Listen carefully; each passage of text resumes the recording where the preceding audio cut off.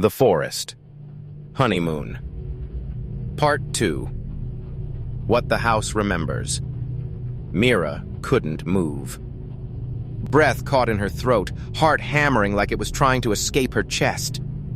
The silence in the blood-soaked room pressed against her ears, deafening. Her knees buckled. She fell backward, crawling away from the threshold where Aarav had vanished. Body, no sound, just blood.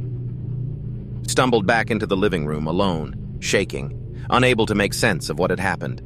Her flashlight flickered, barely keeping the darkness at bay. The fire had nearly died out, casting only faint orange glows onto the crumbling walls. Shadows grew longer. The house creaked. When she heard it again, footsteps, whispers, circling her, spun, scanning the room.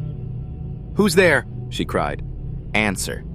The sound of the wind pushing through the broken window panes and the creaking of the house as if it were breathing. Inside the walls, backed away until her foot hit something. She turned and froze.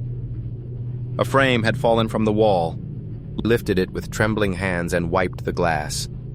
Her heart dropped. It was a faded, sepia-toned photo. Two people on the porch of the same house. One of them looked exactly like her. Same eyes, same face, same sorrow behind the smile. And the man beside her? Aarav. At least, someone who looked just like him.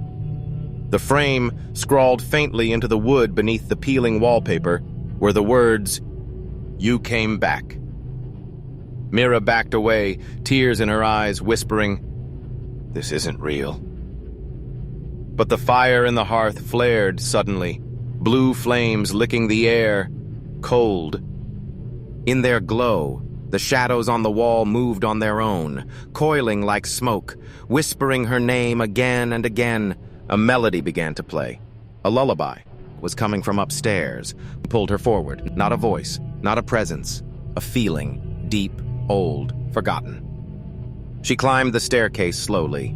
Every step groaned beneath her. At the top, a single door stood open, waiting. Stepped into a child's bedroom, frozen in time. Toys coated in dust, a tiny bed. A rocking horse that moved gently, though nothing touched it.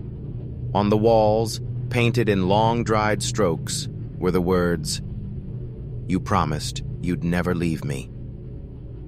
Then came the child's, pretending to be one. Door slammed shut behind her. The room went dark. The house remembered her.